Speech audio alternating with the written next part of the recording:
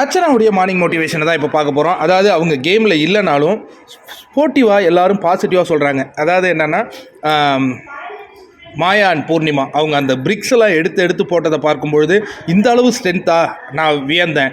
இனி நானும் வெளியில் போனால் நான் ஜிம்முக்கு போய் என்னுடைய ஸ்ட்ரென்த்தை ஏற்றணும் அப்படின்னு நான் மோட்டிவேட் ஆனேன். இந்த கேமை பொறுத்த வரைக்கும் இது லக் ஃபேக்டரும் இருக்கணும். ரவீனா உன்னால் கரெக்டாக சூப்பராக ஆடி இருக்க மாட்டோம். அன்ஃபார்ச்சுனேட்டாக உனக்கு அந்த கார்டில் உன்னுடைய படம் வராததுனால உன்னால் பண்ண முடியல. அதர்வைஸ் வந்திருந்தால் நீ கலக்கியிருப்பேன். Vishnu bro smart, smart move பண்ணிங்க, அதனால் உங்களுக்கு வெற்றி. ஆனால் விஷ்ணு ப்ரோவை விட மணி ப்ரோவுடைய ஸ்பீடு பயங்கரமாக இருந்தது. ஐ திங்க் கடைசியில் அவருக்கு வெற்றி பெறும் வாய்ப்பும் அமைஞ்சுது. அதெல்லாம் பார்க்கும்போது ரொம்ப சூப்பராக இருந்தது. சித்ரா மேடம் ஃபன் பண்ணாங்க. தினேஷ் ப்ரோவும் நல்லா ஆடினார் அப்படின்னு ஒரு பாசிட்டிவ் நோட்டில் எல்லாரை பற்றியும் சொல்கிறாங்க.